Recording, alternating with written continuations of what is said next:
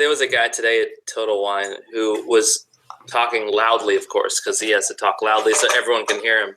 But he was talking to an employee, and he said, "Man, I came here and I got a bottle of Mister's 10-year, and it was like, I can't believe I paid so low for it. And secondary is like $300. I haven't opened it in 6 months." And I just wanted to punch him in the throat.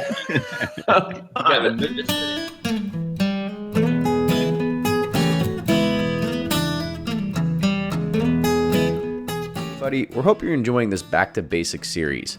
We may have one more in the hopper for you after this week, but we'll find out. First, we have to give a shout out to our friends at Jim Beam. We're invited to a media-only preview of the new cocktail experience at the Jim Beam Urban Stillhouse that is in downtown Louisville on 4th Street. They're creating a new tourist and locals destination where you get to be a bartender and make your own custom cocktail using things like fresh fruit, herbs, jams, and mixers. This is a new addition thanks to the bill that passed, allowing distilleries to sell more alcohol. In other news, next Thursday, March 23rd, is the Legend Series hosted by the Kentucky Derby Museum, featuring the founder of Bulleit Distilling Company, Tom Bulleit. This event is emceed by Fred Minnick and is always pretty much a good time and always fun to attend. Tickets are $75 per person or $65 if you're a museum member, and they can be purchased online at derbymuseum.org. Next month is going to feature the president of Old Forester, Campbell Brown, during this series.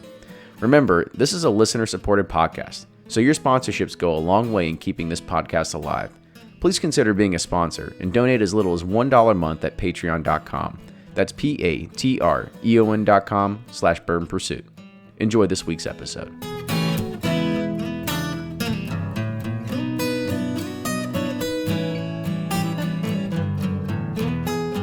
Welcome to another episode of the Bourbon Pursuit podcast.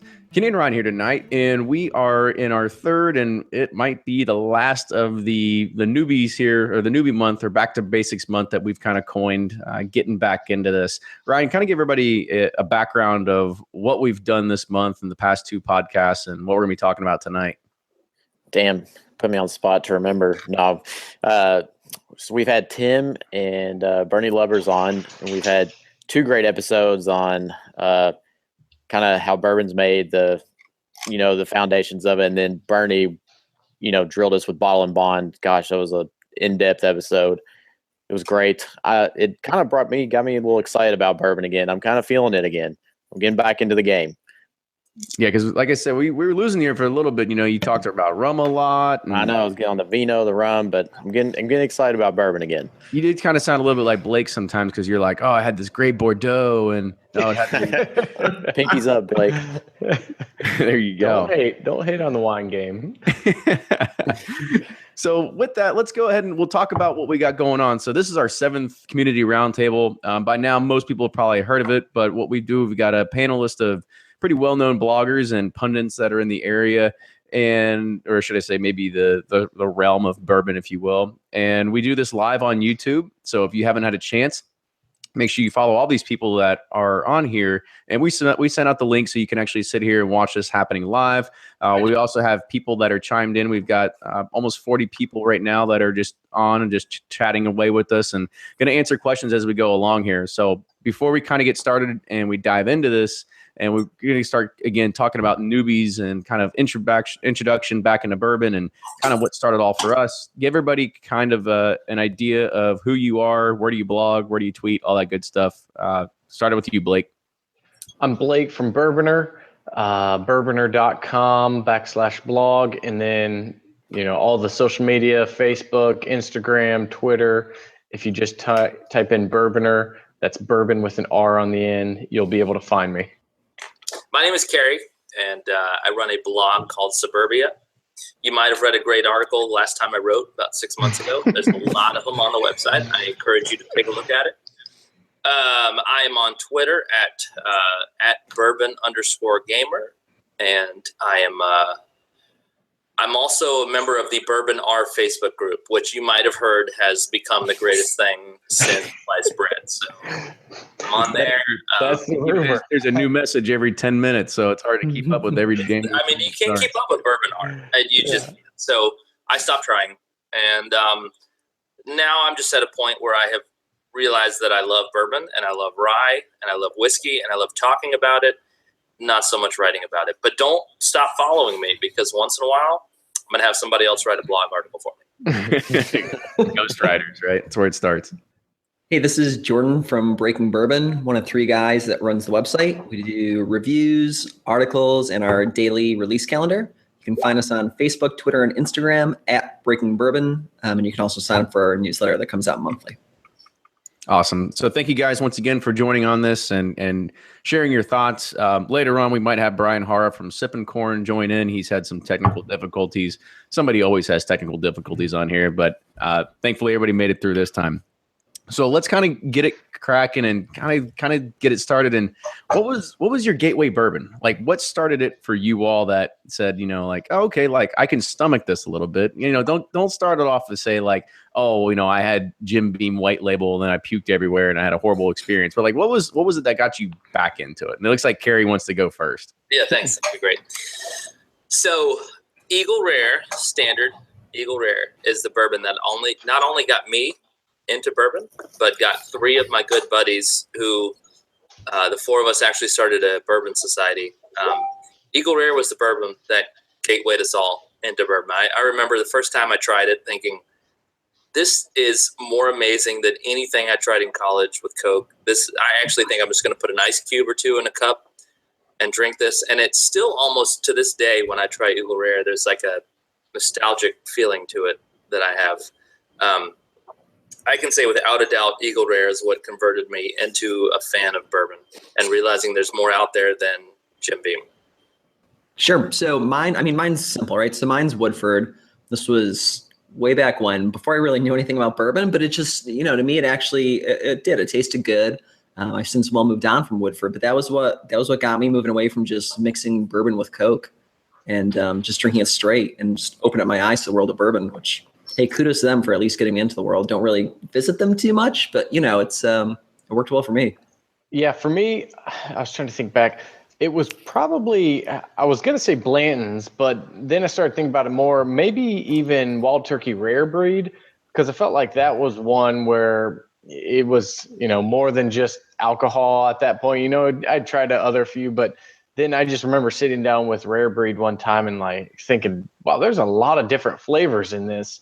And it's funny because all of these are probably bourbons we don't go to as much now, but that one for me is still really good and really opened my eyes to bourbon.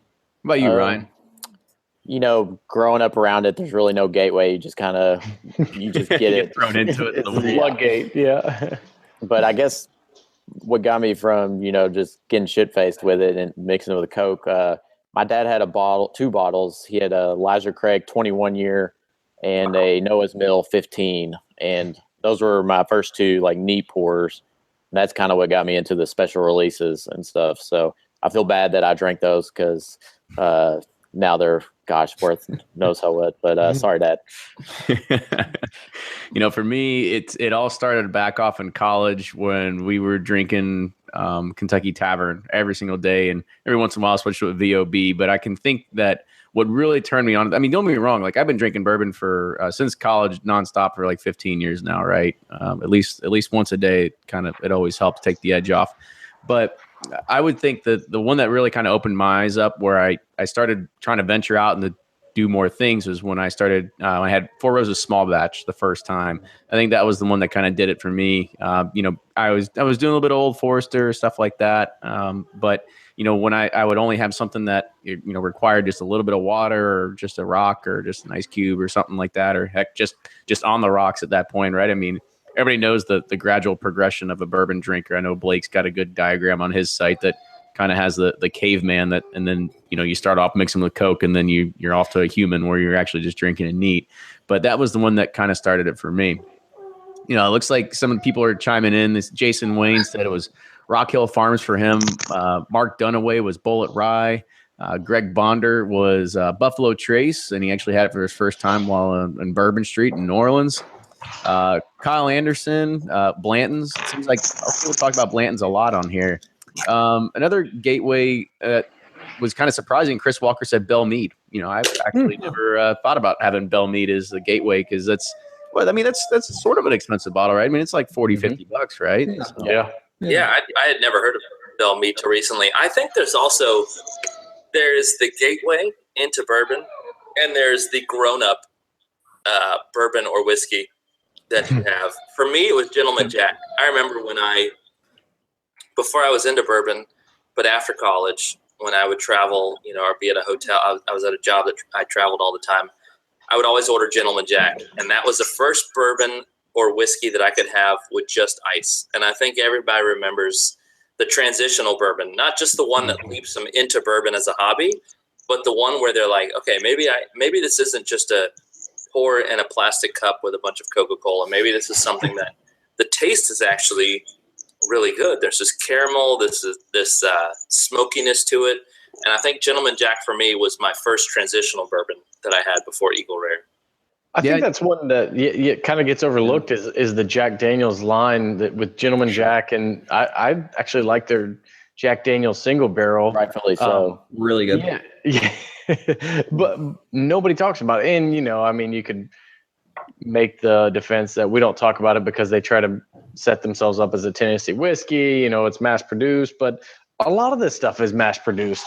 And, some of the single barrel and Gentleman Jack releases are probably in smaller batches than, I don't know, maybe not maybe some Heaven Hill stuff at least. Yeah. Or Four Roses Yellow Label. I don't know. That could be close. But I had that discussion with someone the other day, and it was like, it just gets ignored because it's Jack Daniel's. Well, the Tennessee whiskey, I think, in general, just gets ignored. But it's essentially besides the maple chips that it goes over, it's the same thing. Right? And they wear Hunter Orange too. It's awful. It's all barrel aged stuff. So I think, as a Florida fan, I can agree with that. So yeah, I think there is a negativity towards Jack Daniel's and for that matter, Dickel. But I'll be honest, man. I've had old Dickel in my mouth that was just as good as they come out right. He's been sitting on that joke for a while. Been saving that one. Yeah, he has. So Blake, I'll kind of pass this one over to you because you're the only one who had a gateway bourbon that was barrel proof, right? Because it seems like a lot of people that were even putting in the comments. There's so many people that said Eagle Rare. Brian Durbin said Old Granddad Bottle and Bond, but you're the only one who kind of talked and went directly to like a barrel proof. So why do you think that was your gateway versus everybody else that was kind of starting with something that was around the 90 to 100 proof range? Yeah, which I'm trying to think. I know Rare Breed right now is at like 113 or something with the latest batch. So, man, it wasn't that high. It wasn't what most people. I've seen I know I have some 98. It wasn't what most people think of as barrel proof these days, kind of that 120 plus.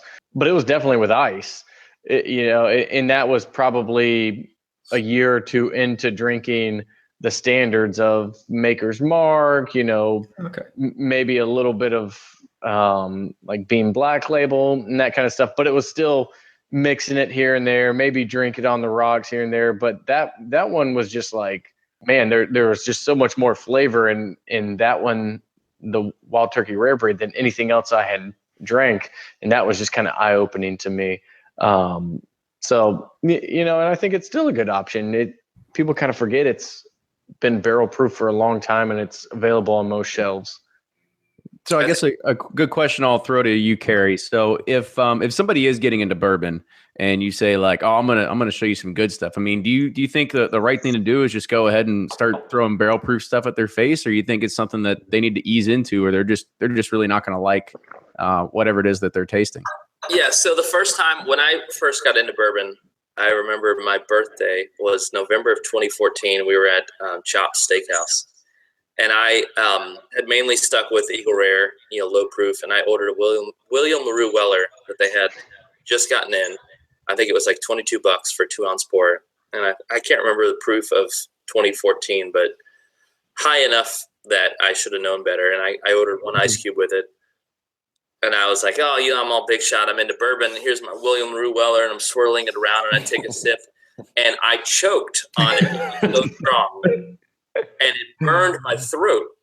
And I was just sick I remember I had like a sore throat for 3 days because it was so painful. So when people come over now to my house and they're not big into bourbon and they want to try stuff, I go for the low proof because you want to experience the oaky profile of an aged bourbon, the softness. You don't want to overpower them. I think it takes time to work your way up to where barrel proof really is. You come to realize the barrel proof has the full flavor. But for people who are starting out, you see that barrel proof stuff. I would shy away from it. Even with ice cubes melting it down, there's still a harshness to it that you can't overcome unless you are totally watered down. So I feel like if somebody's going to come over, they're just getting into bourbon or they're getting into rye, I'm going to give them some low proof, 20 plus year stuff to introduce them to the great oaky flavor that you get with some of this stuff. Mark Dunaway says that's when you break out the basil. Right. Yeah.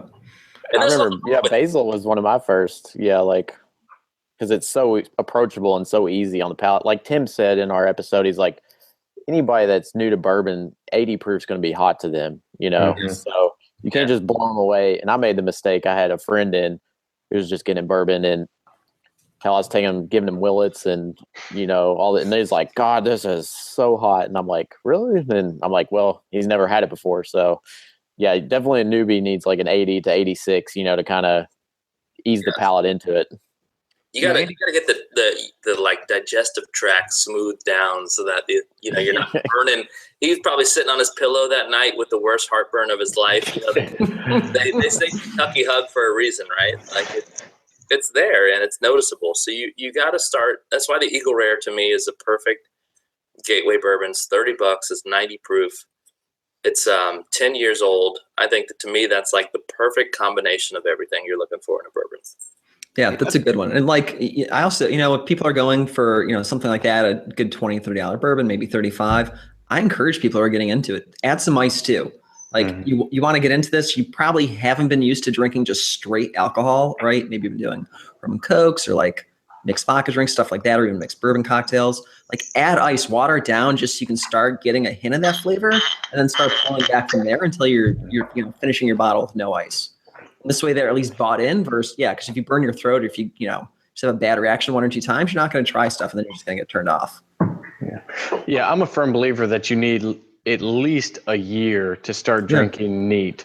And people who just want to come in and act like it just burns up your mouth if you're not used to it, even at the 86 proof.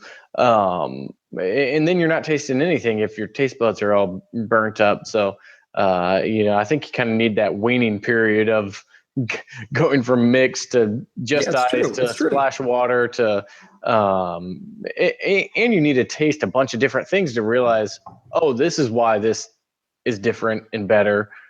It tastes different. If you just jump straight into drinking Pappy or something, you probably don't really appreciate it because you don't know what other stuff tastes like. Right. So, and the nice thing too with ice is like, you almost get like 3 different drinks, like, cause you get, when you first pour it, you're kind of getting like the neat taste. And then as the ice melts, you get a little bit chill. And then when it's watered down, you kind of get it, as it would be with just water. So it's kind of neat to kind of see how it tastes different as it progresses, the ice melts too. Yeah, it's fair. I mean, they say you should have a nice bourbon with a glass of at least 1 cube to kind of open up the flavors of it, right? A lot of people will say flavors open up with a little bit of water.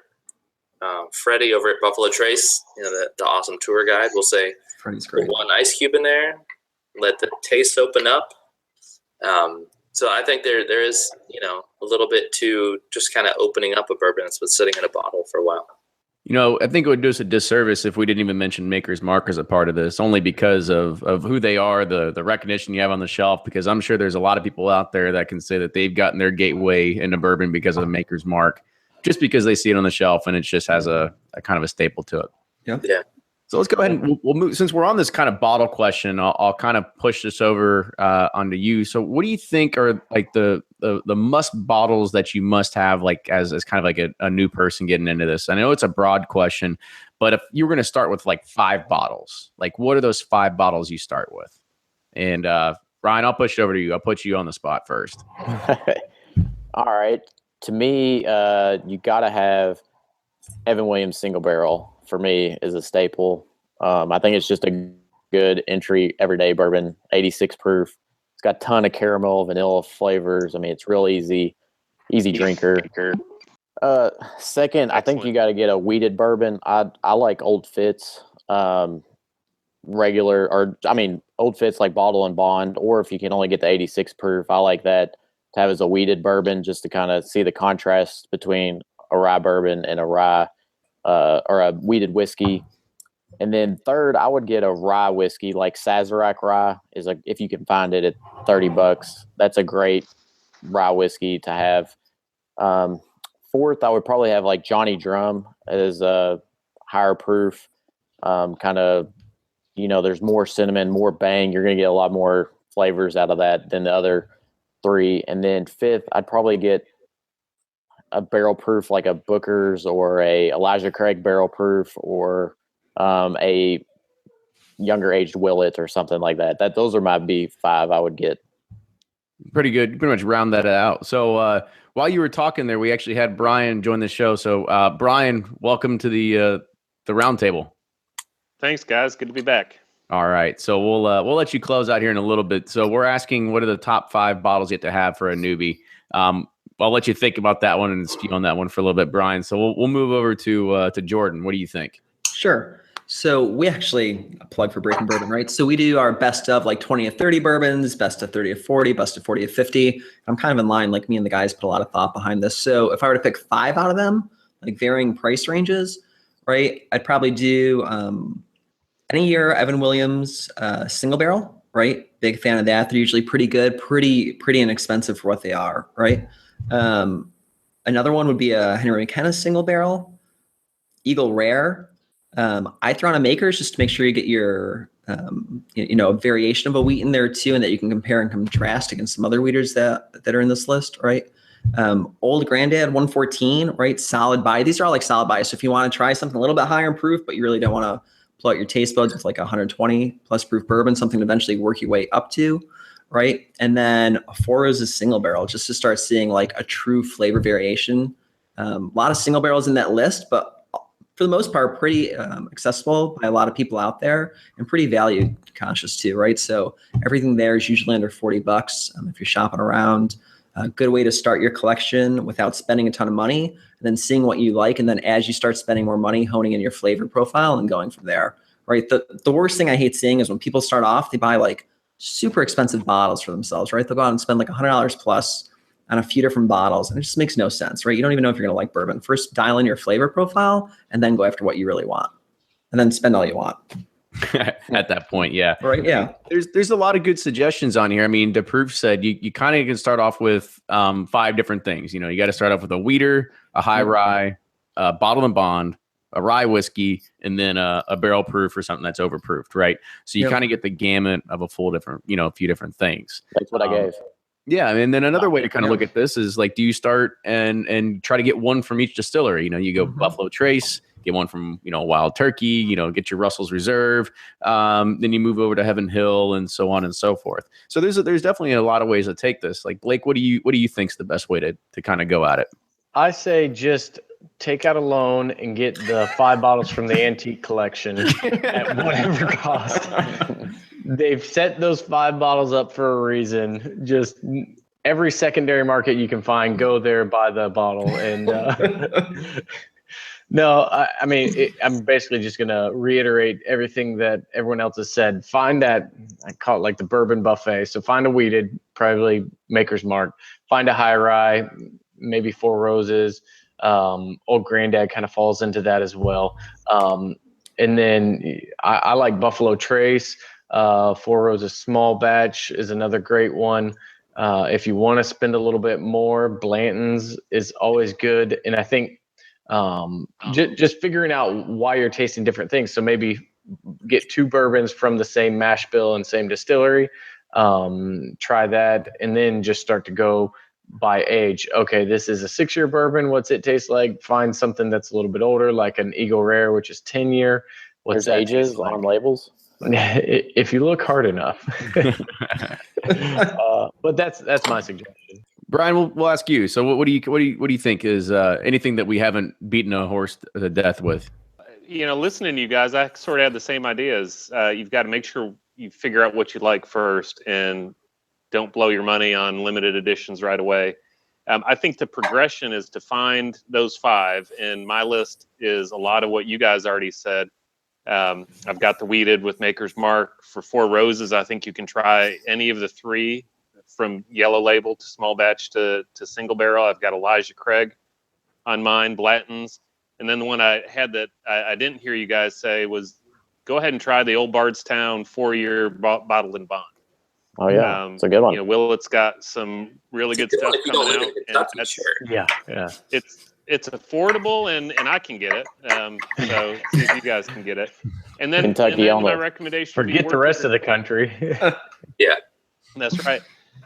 Then work your way up. Go to the gift shops if you're in the state, or if you can't do that, find some of the private barrels from some of the stores, and a lot of the good ones will let you try it first. They'll have a little bar set up that you can try their private selections, and then hone your taste in that way, and then work your way up to get into Total Wine or Liquor Barn at 4 a.m. to try to win the lottery. Well, before we get into the things that are tips to like don't do as a newbie, we'll get into that one a little bit. So, Carrie, anything else to add on this topic before we move on? Thank you. First off, you need to get a Michter's 20. Everybody needs to have one in your collection. You need to have one. You need to have a Pappy 20. Forget the 23. It's overrated. It's over-oaked. You need to have a Pappy 20. No, my only suggestion is to new people who, and this goes to the people beyond who are probably following this podcast, but to the new people who go into Total Wine. I'm going to see shelves, huge displays of bourbon that are like Buckhorn, or names that are private barrel that are made exclusively for Total Wine or Liquor Barn. Go to another smaller store and see if they have the same product. If they don't have the same product, do not buy that. Do not put it on your shelf, because that is a private barrel, probably crap bourbon, most likely a crap bourbon.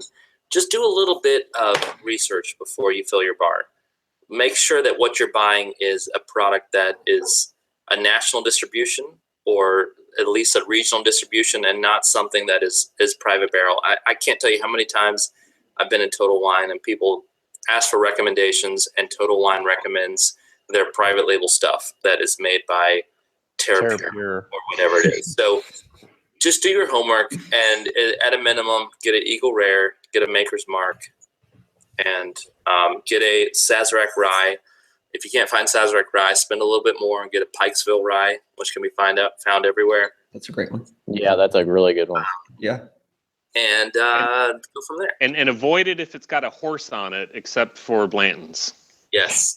Chestnut Having a horse is a bad sign. Yeah.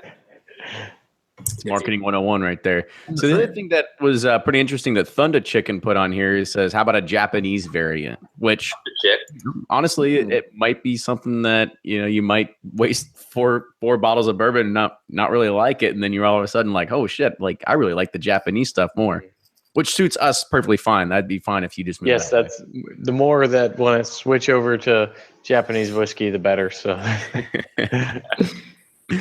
So Carrie kind of started us getting, tips for newbies, and stuff like that. But, before I get into tips for newbies, I kind of want to pose a question to you all, because we were all new at this at some point, right? So what did you think was the most intimidating thing when you first started getting into bourbon, or, trying to figure out, steer your way? I mean, I can tell you right now, the most intimidating thing for me when I started joining forums was understanding acronyms. OGD, like what the hell does OGD stand for? WLW, like what, all this sort of stuff, right? So a lot of that stuff was the intimidating thing for me. So I'll pass it over to whoever wants to chime in first. I'll go first. Lead off I don't tonight. think anything really is intimidating. I think that the problem that you have with bourbon is that, to me, it's kind of like rungs of a ladder. And it was a question that was asked on Reddit, and it was like, how did you become for all of you who consider yourself masters of bourbon, how did you become a master? I don't think there's mastery of any of this. I think that there are simply rungs on a ladder, right? And we climb up a ladder as we go. The more we learn, the higher we climb on the ladder, But what sucks is that we look down on the people who are on the rungs below us, and it just drives us freaking crazy because we were at that point somewhere along the line, and we look down upon those people and say, "You've got to be freaking kidding me!" The guy who says, I posted an article about the 4-grain E.H. Taylor 4-grain, and the guy says, "Where am I going to be able to find some of this?" That was probably me before I really got into bourbon. And so I, bite my tongue and I really want to say, in a store that gets it. But you can't because you lose appreciation for the fact that you were on that level before. You were that newbie before.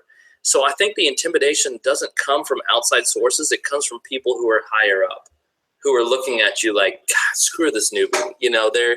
They're such a noob and they're asking dumb questions, but then deep down we know that we ask those same questions at some point.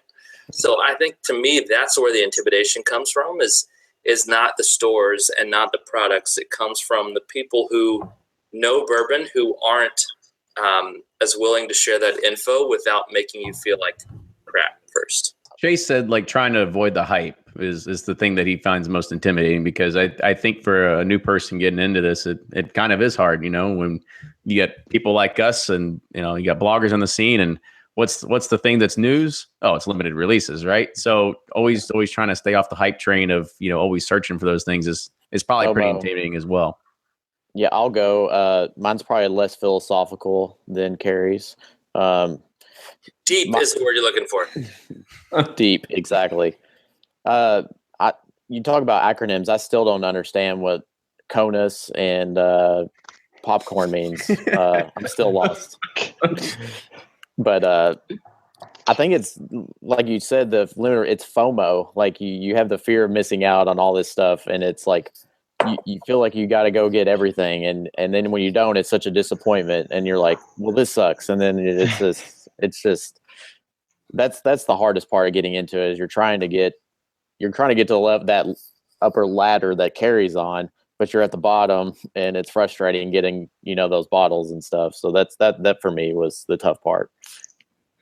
Mine's one that actually I still probably have it to this day sometimes, right? And it's when people ask me what bourbon they should buy or like what bourbon they should buy as a gift. I'm always like, oh crap, I know a ton of bourbons, I know everything I like. This person's just getting into bourbon. They're going to buy like one bottle. If they don't like it, they're probably not going to do it again.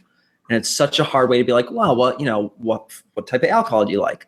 I drink mixed drinks, or like I drink wine, but I really want to get into bourbon. What do you recommend? It's like, and I have no idea what you're going to like, but here's a bunch that I like. Hopefully one that I just threw out based on like the limited knowledge set that you have of drinking alcohol, like hard, straight alcohol is something you're going to like. And it's always like this fear of like, did I do the right thing? Are they going to like this? It's so much pressure that it's constantly still to this day when people ask me, I'm like, let's drink a lot of bourbon. It's going to be hard recommending something for you, but here you go. Jordan, I love telling them that. Before y'all all can go, I'm just going to say from now on for the end of time, is whenever someone asks you that, you're going to send a link to this podcast, and then first 30 minutes, and it's going to answer everything they want to know about bourbon. Here you go. No need to respond. Just send this. That's right. Just send this. I'll just print out a piece of paper. Here you go. Watch the first 30 minutes, and you're good. Yeah, for me, I feel like the biggest intimidation was walking into stores and just you see so many different things on the shelves. It's like, man, where do I even start? Like, I'm on a limited budget with this stuff. I don't want to miss something that's really good. What if I walk in and, this was actually a great bourbon that I should have tried, and instead I picked up this crappy bottle. And I remember just standing in stores for 30 minutes, Googling on my phone, okay, what do I want? Just try to figure it out. And I think that's why you see so many of the posts now in all the Facebook groups of how is this, or is this worth picking up? And that's where people, sometimes I think they're just kind of fishing for, hey, how much, or how is this, meaning, can I resell this for like $500 or something? But a lot of times it's just, they really want to know, like, hey, look, I'm looking to spend $50. I have a few options. Where do I spend my money? Well, you'll even see that on your own Facebook group, Blake. Like, it's not like people are posting limited bottles. It's like they're picking up like a $30 bottle. And it's the first time they've been in a liquor store seeing them. They're like, oh, is this good? It's like, yeah. Many times when people ask now have a Facebook group to go to. That's what the search feature is for. They just go to Bourbon R and they say, "Is this a good bourbon?" And they send out people to respond to them. So. Just if you're reading this, feel free to come in, drop that picture. Nothing else. Don't contribute to the group at all. Just drop a picture. Should I buy this? And be welcomed with warm and loving open arms. Yeah. Right. Brian, what were you saying before I interjected there? You were saying. Well, yeah, I was saying go ahead and send those people to me because I'm happy to give my opinion on what they should buy first. But what intimidated me is when I didn't like something that was supposed to be good. You know, everybody and their brother says this is the best thing to get. I just went and dropped 5 years ago $90 on it or something, and I try it and I don't like it, and I think, well, shit, am I doing this wrong? You know, what do I need to do? Is there something wrong with me? Yeah. Do I need to do hyper aeration, or do I need to, what do I need to do to this to like it? And that's when you learn sometimes you don't like a 23-year-old Elijah Craig because you might as well gnaw on a banister. So, everyone's got their own palate, and you got to get that past that intimidation of learning to like what you like and being fine with it. Yeah. One of the things that's been a continual thing coming up in the chat, John Dunn said, FOMO is a real thing in this crazy hobby. It seems that like everybody kind of latches on, and Mark Dunaway had another good suggestion that said, trust your palate and trust what you like, listen to people. I don't want to say listen to us because, we're considered. No, I'm going to say I don't know anything. Us, whatever. Us only. But basically the moral was like, don't follow blindly, right? I mean, it's a lot easy for you to see somebody post something on a review on Facebook that said, this is a 10 out of 10 or 98 out of 100 or whatever kind of scoring algorithm you want to get to it. And then all of a sudden you kind of create this fake panic about what could be out there. And so I can definitely see if people that just get into it and just because one person says it's good, then everybody's immediately going to go out and, just flock to it only because of just what that one person said. I like Andy's comment says most intimidating thing is knowing what to say when my wife finds a receipt. Good comment. That was good. Or once she opens the guest bedroom closet and it's like, where did the liquor store come from? Absolutely. And then, Michael Urato said, for him, it was more about education, right? Deciphering distilleries, looking at NDPs, understanding that, who exactly made what. And then I saw somebody else had commented, they say, I wish that distilleries like on the back of Elijah Craig or Henry McKenna, it would say like, from Heaven Hill. But instead, you have to learn the DSPKYs and you have to learn all this sort of stuff to actually understand, where this all comes from. Because at the end of the day, it is just a really good marketing scheme by a lot of the companies out there.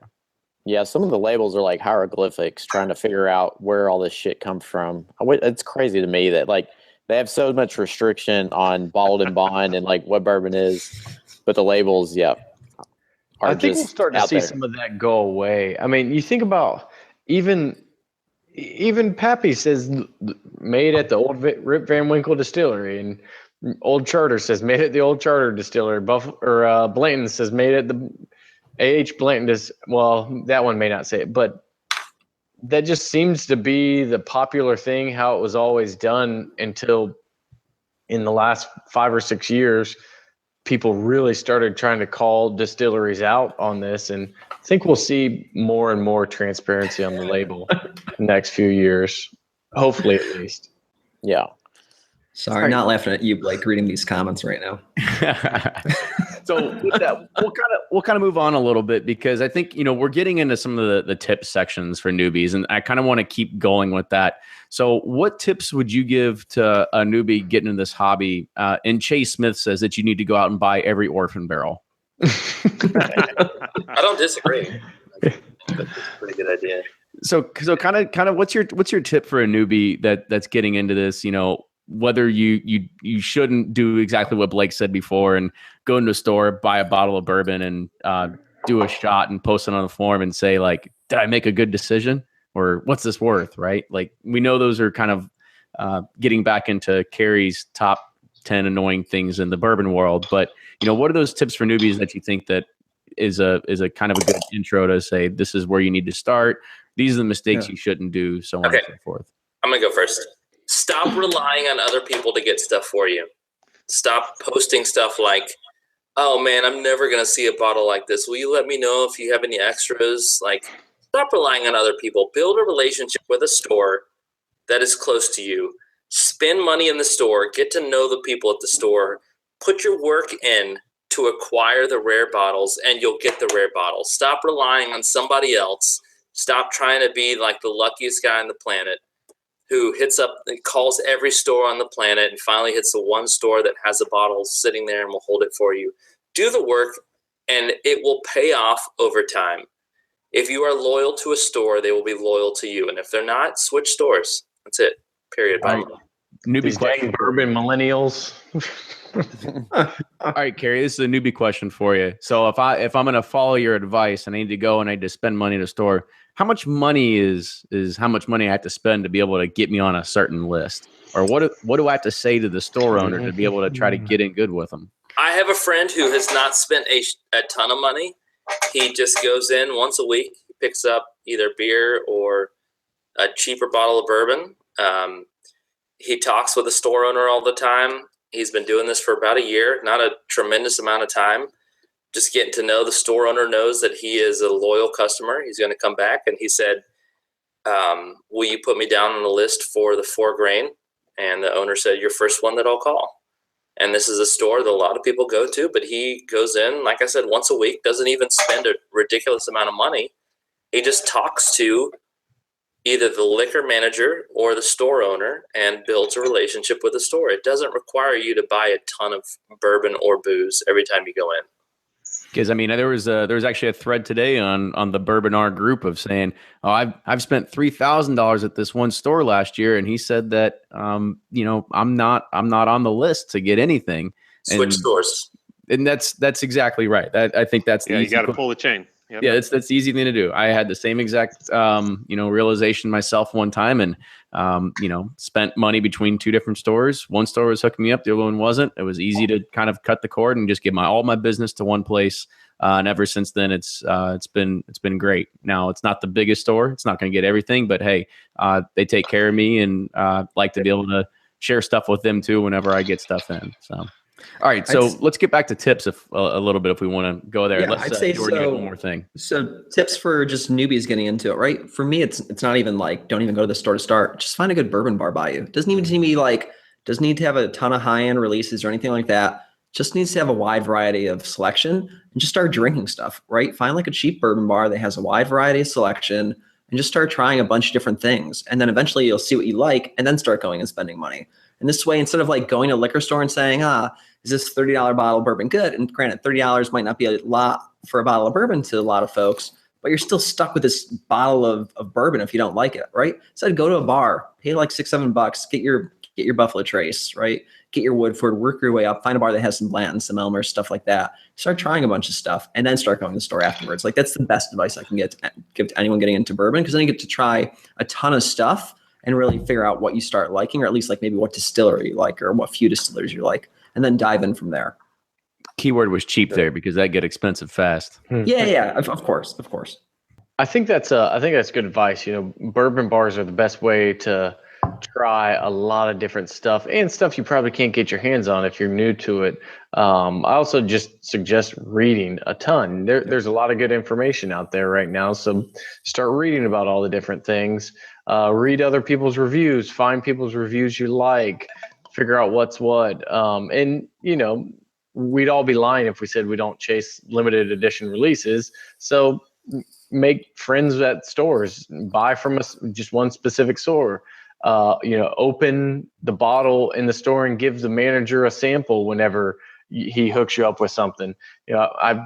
It's kind of like, how do you be a nice person to people in just work relationships? Not like in a fake way, but these guys probably want to try a lot of these bourbons too. And I found a lot of times when I ask, hey, do you want to try this? They're more than willing to like crack it open, because a lot of times people are coming in, buying the bottle and going and selling it. So if they see you're actually drinking it, they're much more inclined to give you the call next time over the guy who they think's flipping it on Craigslist. So that's some of my suggestions. And that's a great point too. And so to piggyback on that, Blake, if if you get a private barrel from somewhere, or if you're in a group that gets a barrel, go give a bottle. I mean, you'll end up with 12 bottles or whatever. Go give one to that manager. I mean, it's just a way to keep that relationship going. My other idea to add on to this, and it'll cost some money. I don't want to sound like I'm plugging the KDA, but do something like Bourbon Affair. It's such a great event that they've put together. It's in June of every year, and you get real access to all the distilleries. You get to meet the master distillers, and you can drop a lot of bank on this if you do it for the whole week. But if you just do one or two events, I mean, you get inside access to Four Roses or Wild Turkey, whichever, wherever you want to go. And that's something great for the newbies who are starved to see the back of the shop. It's a great event. That's a really good point too, because pretty much every major city has some kind of whiskey festival or something going on now. And even without going to a bar, you can taste a ton of different stuff. And, obviously the Bourbon Affair has the market cornered, and you got every master distiller coming out. But some of these smaller festivals and stuff still have a good pour selection. You just may not get to see that back access. That's another good suggestion for new people. Go to these events.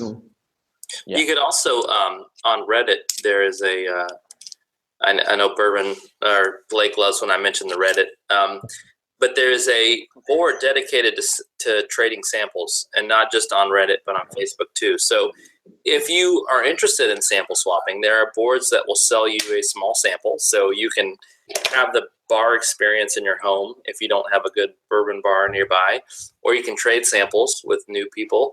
I did a lot when I first started out. I did a lot of sample trading on Reddit, in their Scotch swap board, and that's where I found a lot of bourbons and tried a lot of different stuff. So yeah, that and also usually local areas will have a group with meetups. I know for Atlanta, we have a large group, the Atlanta Bourbon Society, and they'll have meetups, maybe once a quarter or twice a year. And that's a good place to get together and try a lot of stuff. Everybody brings a bottle of something. So there are not just local connections, but there are connections on the interwebs that you can hit up to get samples for stuff.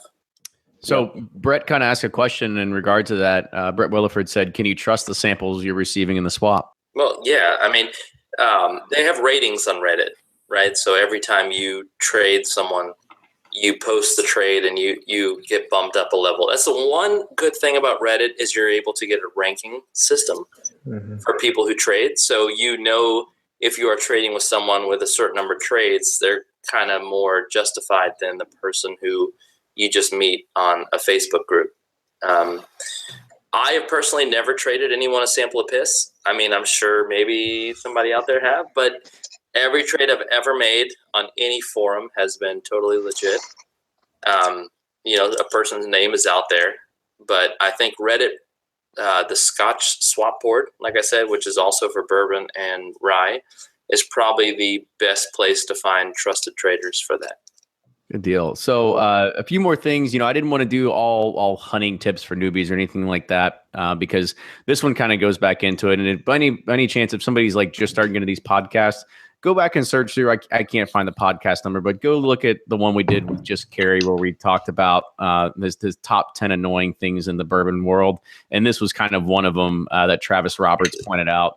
For any newbies that are looking to start trading, don't go into a group and try to find Pappy or BTAC and start throwing around Elmer and Old Weller Antique thinking that people are going to do it because you've got 30 bottles to their one. So just don't do that. But another thing that Matt Hirsch said, tips for newbies, is that everybody's palate's different. So don't be afraid. And again, that kind of goes back into the intimidation factor is if you can't taste, Bananas Fosters like everybody else can, just like what you like. Marzipan. Yeah. Yes. And I would also say to find a store that gets a lot of private barrel picks. To me, that's the new limited release for me, because we're chasing after a ton of stuff that everybody else is. And these stores get fantastic barrel picks that are just as good, if not better, than some of the limited releases. So I think with that, we'll kind of drop down in the tips for newbies section. And I think this is kind of going to go to us, and maybe we can learn something from each other here.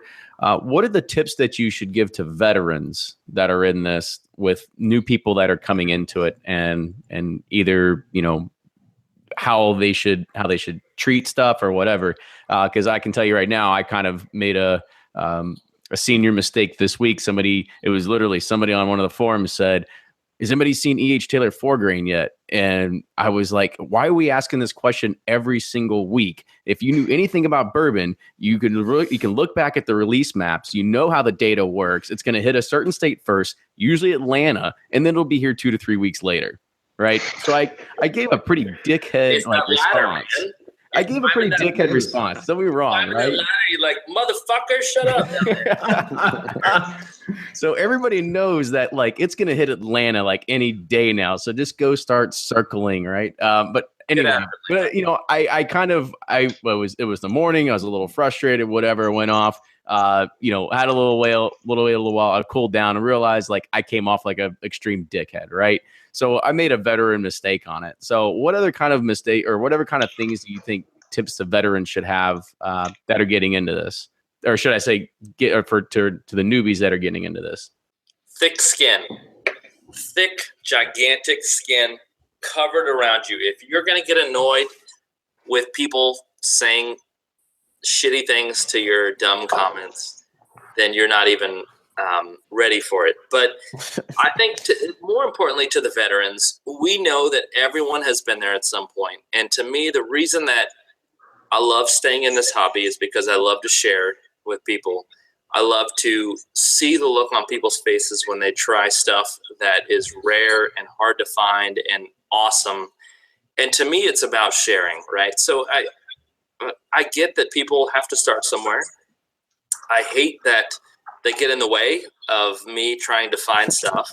But on the flip side, I know that that's where everybody starts. And in the end, we're in this hobby because we like to share and experience really good stuff. And that's what it's all about. We have to keep that in mind when we, want to talk crap to these newbies. And for the newbies, you just have to keep thick skin and know that some people may be frustrated, but at the end of the day, they would love to end up drinking your really rare bourbon at some point at your house or something. Yeah, I think that's one. What Kerry said is really good. And I think remembering too, his whole ladders thing, everyone started off on the bottom rung. And then I think the other thing that I want to add for veterans too, when talking to newbie is, I think a lot of times when people are getting into something, they're just really intimidated and they don't want to come off as being like the new guy in the room. So they come off thinking they know more than they really do. And they're going to say some stupid stuff. And it's going to be really clear they don't know what's going on. So don't get discouraged or just get turned off and not talk to them anymore. Clearly that's the person who needs the most help, and you could probably educate them a little bit. Just try and give them a little bit of knowledge, right? I mean, if they're a dick, they're a dick. But if they're just trying to pretend like they know more than they really do because they're a little bit intimidated, especially knowing maybe you know more about bourbon, just be a little nicer and really help them out. I think that'll go a long way in them and actually admitting that, yeah, I actually don't know what's going on. Can you help me out? And then help them out. +1, buddy. Yeah. Thanks. Brian, let me hear you. I see your face right now. Yeah. Those are all good things. I don't know that any veteran is going to take a tip from any of us. I think what you all have said is right on target. And when I see a crotch shot, I just got to look away and be like, okay, that's what they want to do. So you gotta ignore a lot of that, and you gotta try to help a brother out. And Kerry, I like what you said about it's all about sharing. And if you're at a bourbon bar and they've got a good selection and someone's hounding you for what up there is the best, and they're asking about Pappy or whatever it is, and there's 14 things better than Pappy up there, help a brother out and tell them what's up there is better and costs $20 less than that. It's all about sharing, and be kind, brothers. So this kind of goes to some of you. This kind of goes to some of you bloggers out there, because Thunder Chicken said, don't give politically correct reviews, right? Because a lot of you all, you get, even Kerry tonight, he got a free sample of Blood Oath and he gave his honest opinion, right? That's one of the things to the bloggers out there, they get all these free samples is, maybe don't lead the blind, but you gotta be truthful and honest about what's actually going out there, because you are the voice that's being resonated throughout the bourbon halls, if you will.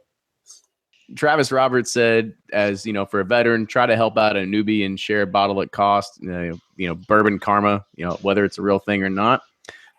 Cal Smith said, and I'm accused of this when he says, "Don't say my daily drink is something that's really hard to find." Because when people ask me that, I'm like, well, or 12, because I've got like 30 bottles of it. So what a dick. Yeah, exactly, right? Yeah, but that one guy said Suburbia preach. I like that. That was good. There you go. That's the thing. I think it's like people are jerks. If somebody's a jerk, they're gonna be a jerk. It doesn't matter if they're at like the high end of bourbon or at the low end of bourbon. They're gonna be annoying no matter what, because it's just like money. If someone has an ego, they're gonna have an ego no matter what. Yeah. But I think the biggest thing is sharing. Like, sharing is caring. It is kind of fun to take. Sharing is carry. Well, that's caring. No, sharing is carry. Share with people who don't. Find someone who is not as into bourbon or rye or loves it but doesn't have a big collection. Invite them over and let them try your bad stuff and let them get into the hobby. If anyone makes their way to Atlanta and wants to try any of this Blood 03, I've got samples for you. What happened to the sharing? I thought we were cracking open the like Sazerac 18 or something. No. I think you should just give away your address right here, and we'll yeah. You can do it. All right, so guys, we're gonna wrap it up. I'm gonna do one last question. Don't go super in depth. Just kind of give me that one answer. So, what was the first limited release bottle that you had that you kind of just became a sucker for FOMO? So you want a bottle that was good or bad overall? Well, what was that bottle that was like a limited release bottle that you got and you were like, oh shit, this is the tits, and now I have to go buy everything limited release because I feel like I'm going to miss out. And that's why we're all like, oh, E.H. Taylor 4 grain. Like, I hope we get a bottle, when really we're kind of like, maybe.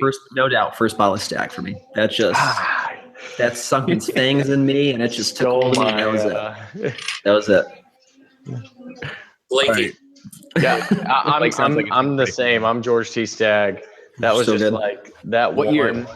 That was probably the 2011. I think it would have been. Okay. What was the high? I think it was like 140.2. Because I remember 2012. Was that 2012? Yes. It was. Okay. Because I just remember thinking like, I think I like tried it at a bar the year before. I was like, oh, this is good, and then just getting my own bottle, holding it in my hand, was just thinking I have to grab every single bottle I can after that. Which, good thing at that time, it wasn't as hard as it was. Yeah, it is kind of good. Yeah. Yeah. So I have like 10 2014 Stags. Exactly. 2014 Stag was mine, so I'm going to follow along with that Stag. There you go. Comment. Great. So Brian, Carey, Ryan. Oh yeah, sure. Mine, in hindsight, it's a 2006 Weller. Which I thought was just phenomenal, but I didn't have the good sense then that things were going to get as tight as they got, because that was still, everything's available. All the limited editions were available in Kentucky at the time.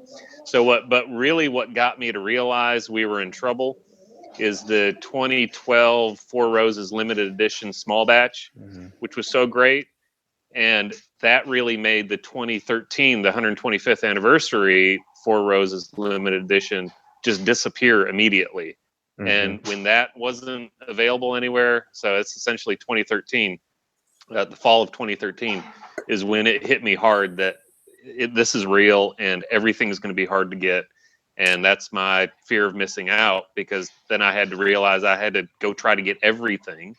And so then I was the second guy in line at Wild Turkey when they were at the gift shop, when they were releasing Diamond. And I talked the lady into giving me 6 bottles instead of the maximum 3. And it's horrible. So what do you do? Did you get one over on them? It's not horrible. Yeah.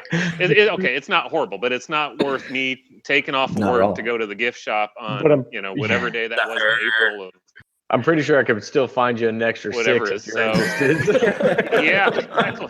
It's still there. So you got the fear of missing out, and then you go and buy, you get a bad birthday bourbon, or you get a bad, diamond, or you get a bad whatever, and it's some business because I passed up on the Booker's 25th, thinking, how can Jim Beam do something good? And I saw bottles and I passed up. And then I had to go get one later after the fact, when fear of missing out kind of gets you in a bind sometimes too. Yep, for sure. I have 3 bottles of Master's Keep sitting in my closet, so I'm right there with you. I'll trade you a diamond for it. Yeah, every time I pass it in a store, I'm like, glad I paid that extra $10 when it first released. Yeah. For me, I still remember the turning point for me. I called every store in Atlanta when I first started, asked them if they had Pappy or Antique Collection. All of them, laughed at me in some way or another. I ended up at a Total Wine November of 2014. I was looking for the baby Sazerac, the regular Sazerac rye. I asked the guy who was walking around if they had Sazerac rye. He had a bottle of Saz 18 in his hands, and he was looking for shelf for it. So I bought it, and I took it home. I opened it up, I tried it, and I still remember thinking this is the greatest thing I've ever had in my life to try, taste-wise. And since then, that opinion has never changed. To me, Saz 18 was the one that got me started on the rare releases. It's the one that I collect to this day. It's to me, it was a game changer. Yeah, my first bottle that I was like, all right, you can taste the difference between a rare release and like a $30 bottle was 2008 Pappy 15. And that kind of was like, all right, there is something to these special releases. Let's go get as many as we can. But I didn't have the foresight to bunker a bunch of them back in the day. I just drank them, and now they're just empty bottles somewhere. Yeah. So I'm going to read off just a few people that chimed in. Nick Amadeo said Booker's 25th. Andy Kowalczyk, he's a FOMO for Jefferson's Ocean's first voyage. 22 said the Velvet Decanter Jim Beam. Thunder Chicken said that damn Lot B. Benjamin Ward said Jefferson's 18-year. Cusack, Pappy Rye at his first anniversary dinner made me realize the craziness in life. Let's see. Yeah, and then a few other stags, some other things in there. 2014 William LaRue Weller. Pretty standard stuff. So with that, I want to say thank you, gentlemen, for joining us tonight. It was a pleasure having everybody on the round table once again. Thank you, everybody that also joined in to chime in, share your answers. Guys, I want to let you go around the table one more time and give everybody an idea of where you blog, where they can find you on Twitter, your own personal Facebook groups where you can have people come and talk to you, all that sort of good thing. So go ahead. I'll move it over to you first, Gary. This is Carrie from suburbia.com, SUBOURBIA. Follow me on Twitter at bourbon_gamer, and Facebook. Follow me at Bourbonar Facebook group, and because that's where I'm most active. And yeah, see you guys soon. Yeah, guys, this is I'm at Sippin' Corn at SIPP' corn. That's mostly Twitter, and check out the blog by the same name. And I've got your reviews for the newbies who are looking, and for people who are way too far into it, I've got analysis of old cases. And cheers, everyone. Sure. This is Jordan, one of 3 guys who runs breakingbourbon.com. We do reviews, articles, and a daily release calendar. You can find us Instagram, Facebook, Twitter, at Breaking Bourbon, and also sign up for our monthly newsletter. I'm Blake at bourboner.com. You can find me on Facebook, Twitter, Instagram. If you go to bourboner.com, you'll find I have a breakdown of all the distilleries. So great for new guys who are just getting into the hobby and kind of see which distillery uses which mash bill and what they distill, what proof they distill at, and barrel entry proof and barrel char, all kinds of things that will affect the taste of bourbon and help you better understand as a new guy getting in and as an experienced bourbon drinker, what's in your bottle. Awesome. Well, guys, I want to say thank you again for joining tonight. If you like what you hear, make sure you support the show on Patreon. That's patreon.com/Bourbon Pursuit. You can also follow Bourbon Pursuit on all those great social media channels, Twitter, Instagram, and Facebook at Bourbon Pursuit. And this might be the wrap up for what we would call Newbies Month, even though this is actually a month where we have 5 weeks in it. So we're actually gonna fall kind of short of a month, I think. But yeah, it's pretty standard. Yeah, It's Baker's Month. if for some odd reason I get a hair up my ass that I can think of another kind of newbie topic to have for next week, then we'll try to figure that one out. But Ryan, go ahead and close us out. No, I think it's been super fun getting back to the basics. Like you said, as old guys or whatever, veterans, we kind of just get blindsided by all the new release or the limited releases and how sitting up on our ladder, up at the top. So it's good to kind of get back to the bottom and to why we got into this hobby. So it's been fun. Cheers, fellas. Cheers. Cheers. All right, cheers. We'll see everybody next week.